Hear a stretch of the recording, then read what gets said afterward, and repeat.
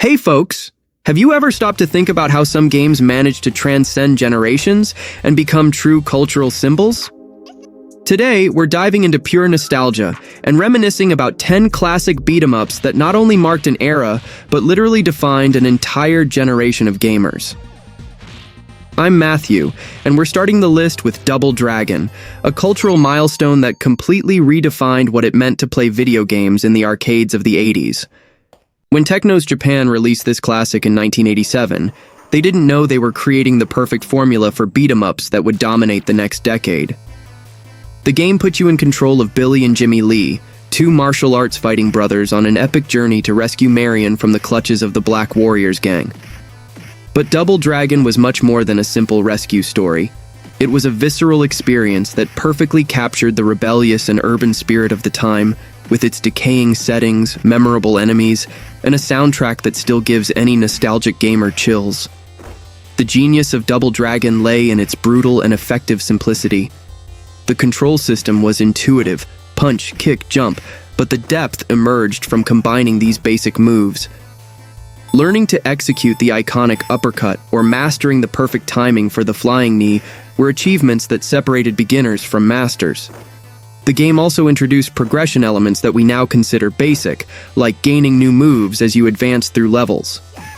Analyzing it today, it's impossible not to notice its limitations. The movement is somewhat rigid, hit detection can be imprecise, and the frame rate suffers when many enemies are on screen. The game can seem slow and even a bit clumsy to those accustomed to the fluidity of later titles. However, these are the marks of a pioneer. It was blazing an unknown trail, and its technical flaws served as lessons for all the games that came after.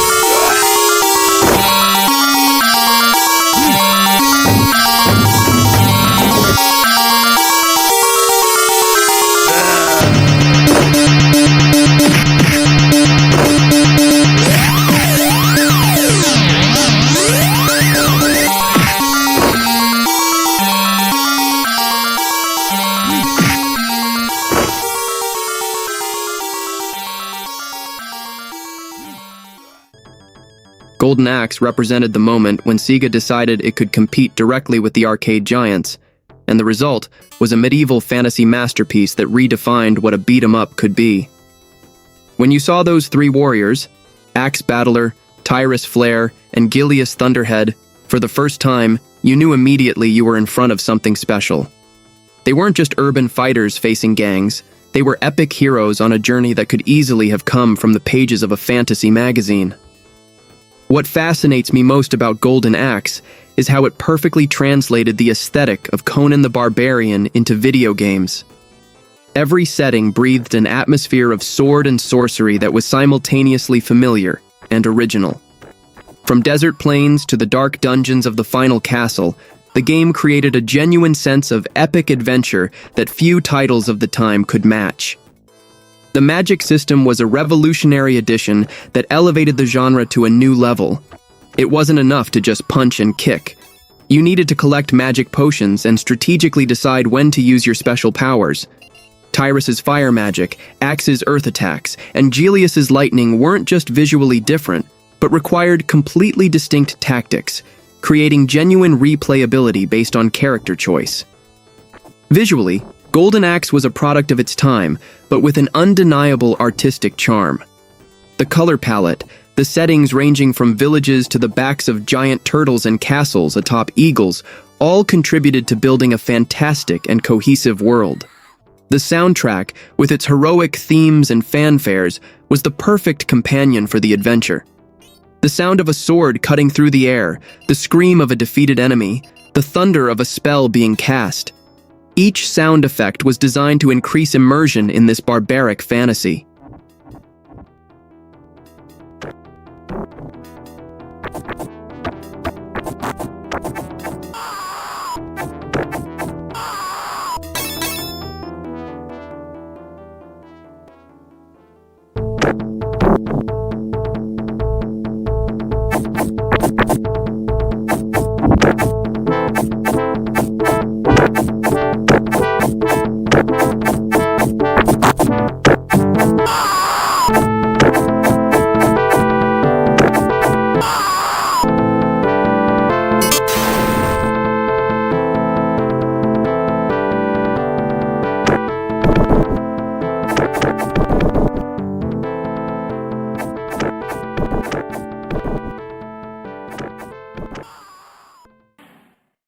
Entering the universe of Cadillacs and Dinosaurs is like being transported to the perfect Saturday morning of a 90s kid.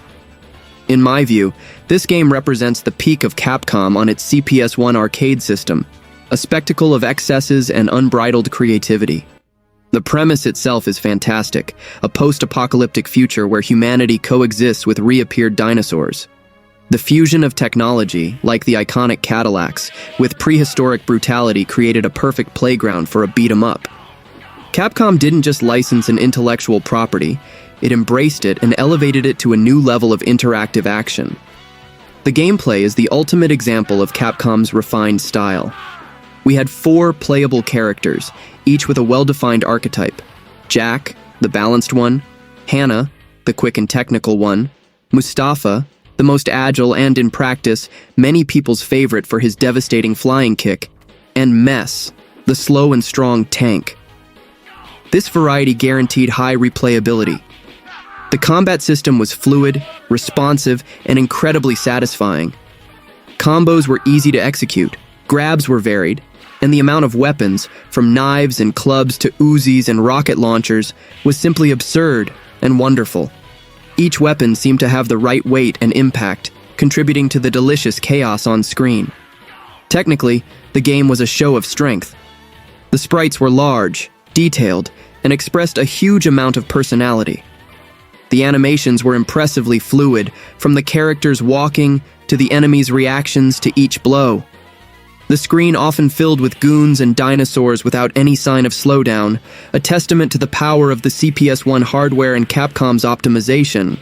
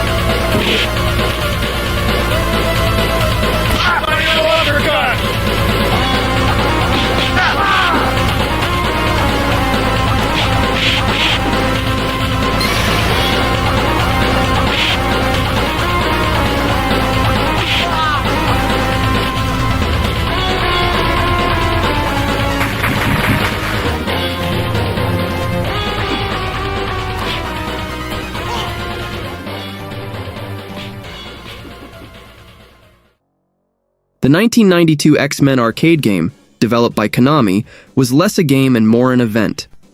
What impresses me most to this day is the pure ambition behind it. Konami wasn't content to make a game for 2 or 4 players. They created a 6-player monster using a dual-screen cabinet to accommodate the action. Seeing that machine in the arcade was otherworldly. The panoramic screen created a vast battlefield, and the possibility of having Cyclops, Wolverine, Colossus, Storm, Nightcrawler, and Dazzler fighting side by side against an army of Sentinels was the realization of a dream for any comic fan. The gameplay was chaotic, but in a glorious way. With 6 players on screen, each firing off their mutant powers, the screen turned into a carnival of explosions, beams, and adamantium claws. Konami wisely kept the controls simple. 1 button for normal attack and another for the special mutant power, which consumed part of the player's life, a mechanic that became a genre standard. This simplicity was crucial to not overwhelm players amid so much visual stimulus. Each character had a unique power that defined their role. Storm cleared the screen, Colossus released an energy wave around him, and Wolverine fired a projectile with his claws. It was cooperative chaos at its best. What really sold the experience was the fidelity to the source. Konami captured the essence of the Jim Lee era in the X-Men comics. The heroes and villains' sprites were gigantic, colorful, and perfectly drawn, looking like they jumped straight from Marvel's pages. Facing iconic villains like Pyro, Blob, Juggernaut, and finally Magneto was incredibly gratifying.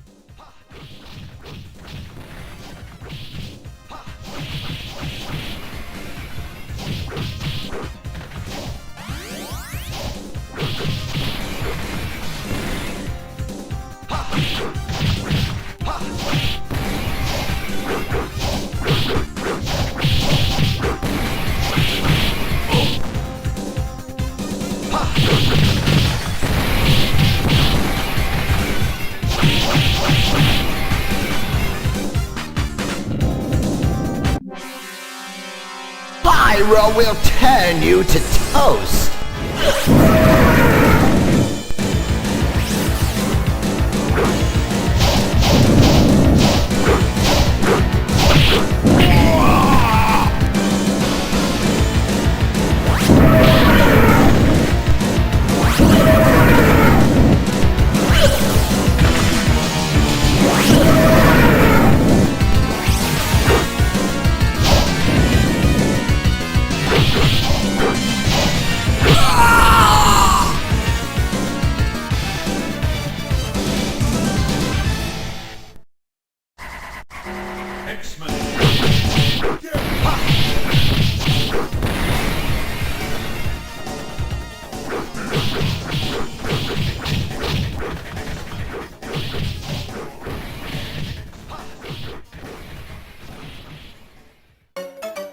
If the X-Men game was the power fantasy for comic fans, the Simpsons arcade game was the pure, anarchic fun of a cartoon at the height of its popularity.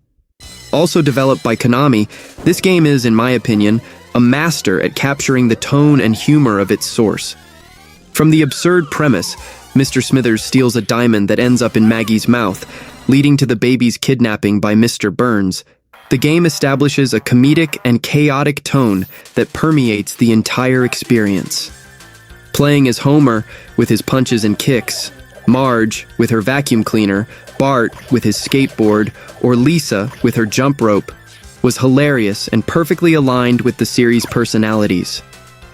The gameplay was simple but effective. Following the formula Konami was perfecting. The game allowed up to 4 simultaneous players, making it a popular hangout spot in arcades. One of the most creative and thematic mechanics was the ability to combine characters for special attacks. For example, if Homer and Marge were together, they could perform a joint rolling attack.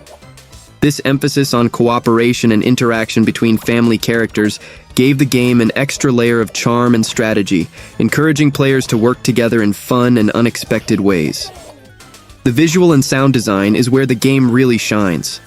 Konami did a phenomenal job translating Matt Groening's art style into a video game. The sprites were large, expressive, and full of life, and the animation was fluid, replicating the energy of a cartoon episode. The settings were taken directly from iconic Springfield locations like the city streets, Krustyland Moe's Bar, and even a bizarre dream level. The attention to detail was impressive, with cameos from dozens of secondary series characters.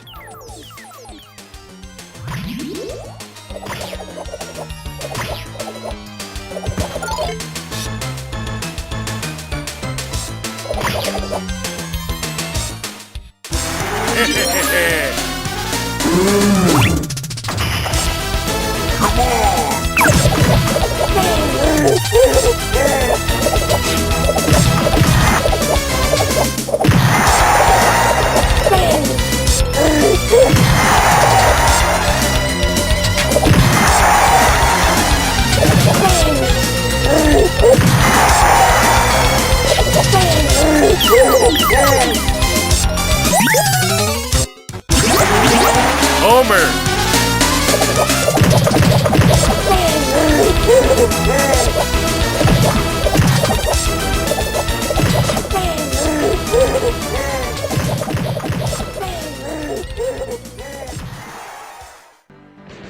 Capcom's Alien vs. Predator is, in my opinion, the forgotten masterpiece of the arcade beat-em-up genre. Released in 1994, it came at a time when the genre was starting to show signs of saturation, but Capcom, using its powerful CPS-2 hardware, injected a dose of adrenaline and innovation that put it on its own level. The premise, based on an initial script for a movie that was never made, united colonial marines and predators against a xenomorph infestation on Earth. This union of two of cinema's greatest sci-fi franchises created a unique action-horror atmosphere. What set AVP apart was its intensity and its brutally satisfying combat system. The game offered 4 radically different characters: the humans Major Dutch Schaefer, a cyborg with a bionic arm, and Lieutenant Lin Kurosawa, an agile cybernetic ninja armed with a katana, and 2 predators, a warrior and a hunter. Each had an incredibly vast and unique arsenal of moves. Lin could use her katana for quick combos, Dutch used his bionic arm for devastating attacks, and the predators had their plasma cannons and claws. Additionally, all characters had access to firearms, like the iconic pulse rifle, which temporarily turned the game into a frenetic run-and-gun. Technically, the game was a spectacle. The CPS-2 board allowed for huge sprites, incredibly detailed animations, and an amount of enemies on screen that was frankly overwhelming. Seeing hordes of xenomorphs running, climbing walls, and jumping toward you was terrifying and exciting in equal measure. Capcom perfectly captured the animalistic and scary movement of the aliens.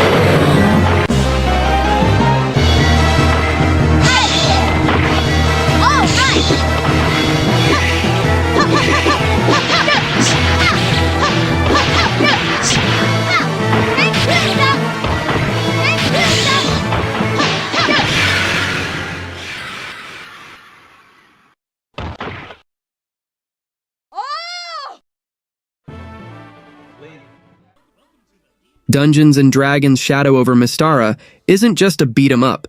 It's the most ambitious and successful fusion of a walk-and-beat game with RPG elements I've ever seen. Released by Capcom in 1996, it was the sequel to Tower of Doom and improved the formula in every imaginable way. My perception is that this game was a passion project, an attempt to translate the complexity and freedom of a tabletop RPG campaign into the immediate and visceral action of an arcade. And the result was something truly special and ahead of its time. The depth of the game was simply astonishing for an arcade title.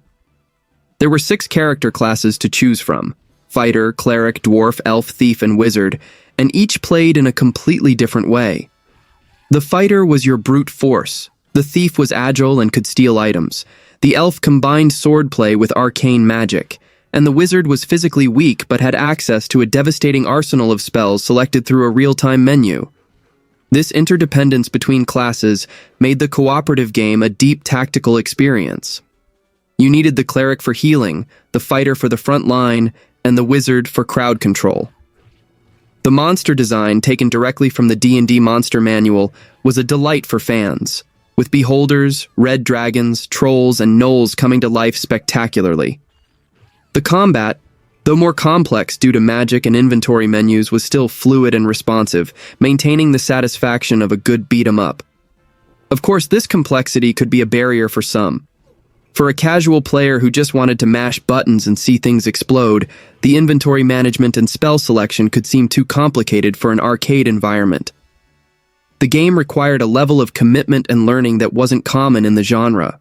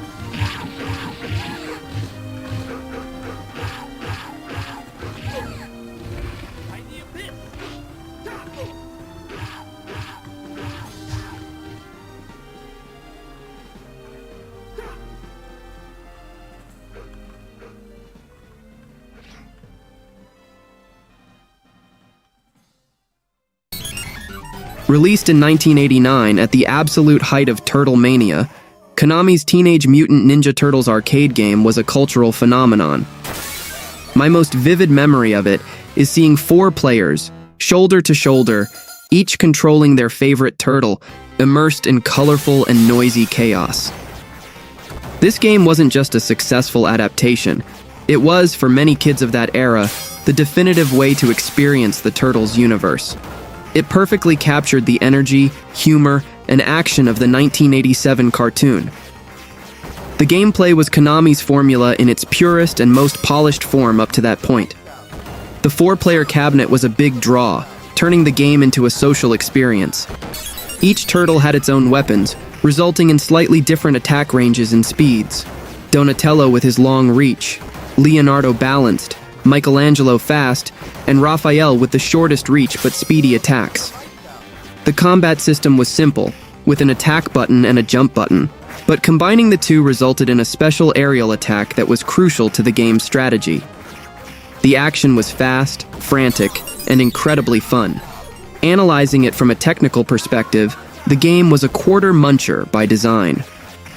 The screen was constantly full of enemies attacking from all directions, making damage almost inevitable. The enemy variety was good, but their tactics didn't change much throughout the game. The combat depth was limited, focusing more on spectacle and cooperative action than on complex combos or advanced techniques. It was a game about quick reflexes and cooperation, about yelling at your friend to watch out for an enemy approaching from behind.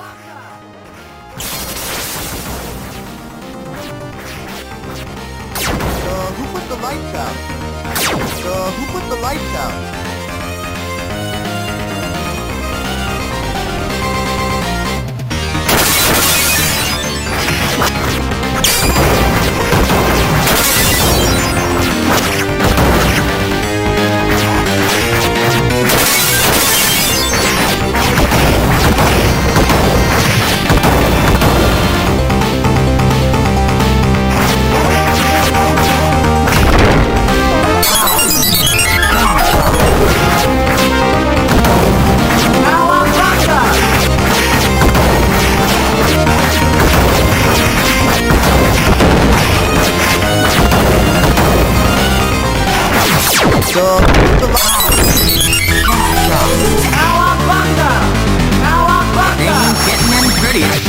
What to know? Who put the lights out?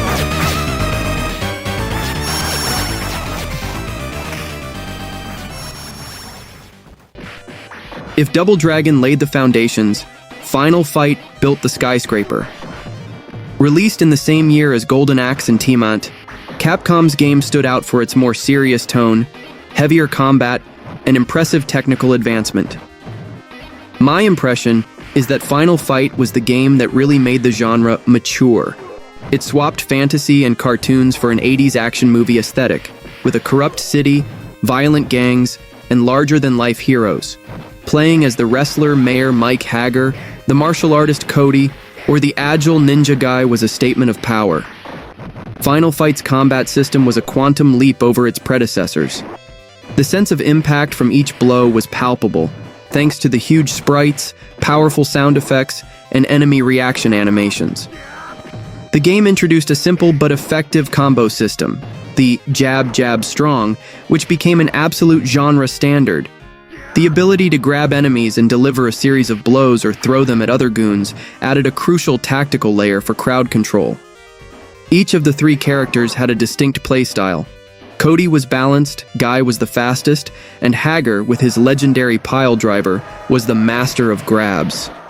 Final Fight's legacy is undeniable. It not only defined the Capcom style of beat-em-ups, but also directly influenced the creation of Street Fighter II, originally conceived as a sequel. Characters like Guy, Cody, Hager, and even enemies like Poison and Sodom became part of Capcom's expanded universe, a testament to its memorable design. For me, Final Fight is the archetype of the urban beat-em-up. It's a game about the visceral satisfaction of combat, about the weight of each punch and the joy of clearing a street full of thugs. It's the brute force of the genre, executed with a technical elegance that still impresses today.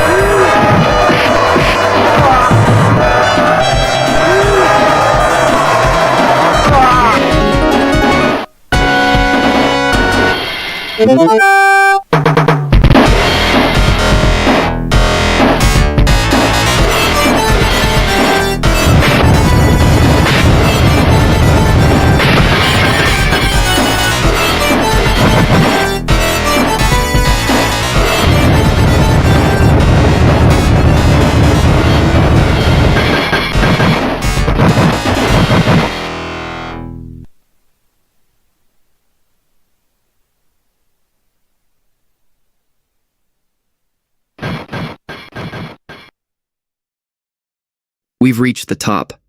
And for me, Streets of Rage 2 isn't just number one on this list, it's the pinnacle of the beat-em-up genre, a game that transcended its arcade origins to become a perfectly calibrated experience for home consoles. While most of the other games on this list were born to consume quarters, Streets of Rage 2 was designed to be played, replayed, mastered, and loved at home. That fundamental design philosophy is what elevates it above all others. The combat system is the deepest and most rewarding of any genre game in the 16-bit era. Each of the four characters, Axel, Blaze, Max, and Skate, had a vast and unique set of moves. There were basic combos, grabs, aerial attacks, and, most importantly, a special move system. Unlike Konami's Suicidal Special, here characters had two types of specials. A defensive one, executed with a button that consumed a small portion of life, and an offensive one, executed with a directional command, like in a fighting game, that didn't cost life. This simple addition opened up a range of strategic possibilities, rewarding player skill instead of punishing them for needing an emergency move. Critically speaking, it's hard to find significant flaws in Streets of Rage 2. Maybe the character Skate is a bit less interesting to play compared to the other three, but that's a matter of personal preference. The game took everything Final Fight did well, the heavy combat, large sprites, urban atmosphere, and refined it to perfection, adding gameplay depth, a revolutionary soundtrack, and an overall polish that made it the gold standard. For me, Streets of Rage 2 isn't just the best beat-em-up of its generation. It's one of the most perfect video games ever created. A sublime harmony of art, music, and game design that remains as powerful and relevant today as it was in 1992.